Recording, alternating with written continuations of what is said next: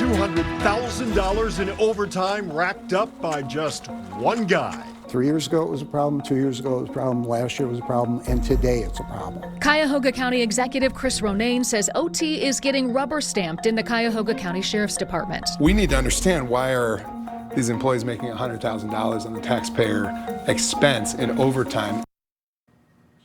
Well, now the county executive wants to rein in his own sheriff, and the sheriff is threatening to sue. News 5 investigator Tara Morgan's been digging into the latest numbers in this fiscal fight. 6 people with one thing in common. All made more than $120,000 in overtime with the Cuyahoga County Sheriff's Department. Kyle Breeding, a deputy sheriff assigned to the electronic monitoring unit, Martin Greer, Davis Kipper, George Booth, and Rufus Lester, all corrections officers. You tell us, how does that look? If you think that's a lot, before retirement, Deputy Sheriff Joseph Perpar racked up nearly $200,000 in OT. His total pay in 2024, over $300,000, $125,000 more than County Executive Chris Ronayne's salary. And we have a system of checks and balances that is actually a rubber stamp, literally and figuratively, a rubber stamp. This is one overtime slip for Martin Greer, stamped "Thank you for your efforts this pay period," next to a smiling bearded guy in a backwards ball cap. With no signature of management authority approval, we got a problem. Ronayne wants to take over the sheriff's purse strings. I hired the sheriff. He's somebody that I believe I should manage. But if he doesn't budge? Yeah, then we have a problem. News 5 investigators crunched overtime numbers for the entire county in 2025. The grand total, nearly $40 million. Of that, $27 million in overtime alone for the sheriff's department. Some employees, including Greer, logged more overtime hours than regular hours. The overtime historically has been a problem. A constant struggle, Councilmember Mike Gallagher says, especially in the jail with call-offs and holidays. And he says overtime accelerates with deputies taking inmates to the hospital.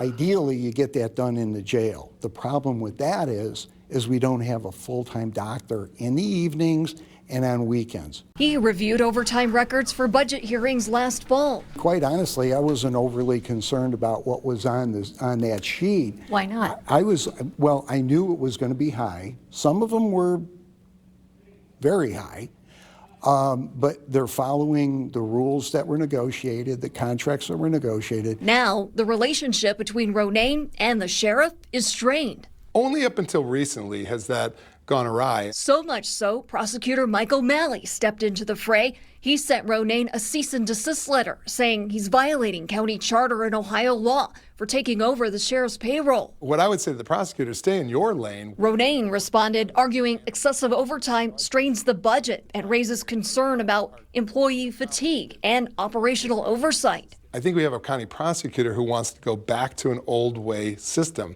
wants a separately elected sheriff, wants 3 county commissioners in separate elected offices. But that's not what the voters of Cuyahoga County voted on. Gallagher says the fix is having both sides come to the table. And if you're asking me what side I'm on the side of the prosecutor and the sheriff, because I think the sheriff should be independent. The sheriff isn't talking to News 5, neither is Prosecutor O'Malley. He appointed an outside law firm for Patel to sue Ronayne. So here we are today fighting a public battle over something that could have been solved, I think.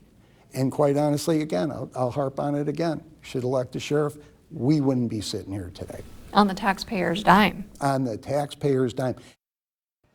And that outside attorney says a lawsuit will be filed soon. Gallagher thinks one other solution to the overtime problem would be adding more deputies. Ronayne says he's willing to fight for control over the sheriff's fiscal operations and will iron it out in front of the voters. And he plans to work on charter amendments to finalize roles and responsibilities of elected leaders like himself. There's so much to go through here. Let's start with this. This overtime issue, it did not start with Sheriff Patel. No, in 2023, News 5 investigator Scott Knoll revealed a staffing shortage in the Cuyahoga County Sheriff's Department led to deputies being paid nearly $4.5 million in overtime in 2022. Then the top earning deputy made more than $225,000 after earning $150,000 in overtime. There shouldn't be that kind of overtime available to these deputies. I think that is the simple, most focused point that needs to be brought up. County Executive Ronayne had just nominated Harold Patel as sheriff when that story aired in May of 2023. And Cuyahoga County Council told Scott at that time it planned on asking Patel about deputy overtime, recruitment, and retention during the approval process. And all of that brings up another point. Of the 88 counties in Ohio, Cuyahoga is the only one that appoints that position. Right, but in the last few years, calls have been growing to return to an elected sheriff. In 2009, voters approved charter reform that took away the elected sheriff after that massive Cuyahoga County corruption scandal. In 2019, voters gave council final approval of sheriff candidates recommended by the county executive. It was intended to bolster council oversight, expand training and education, and limit the county executive's control over the sheriff's position. That is a lot of stuff. Yes, That's for sure. a lot of information. Thank you so much for staying on it, bringing all that to light. And we know you're not done. This is a fight you'll continue to take a look at. For sure. Thanks, Tara.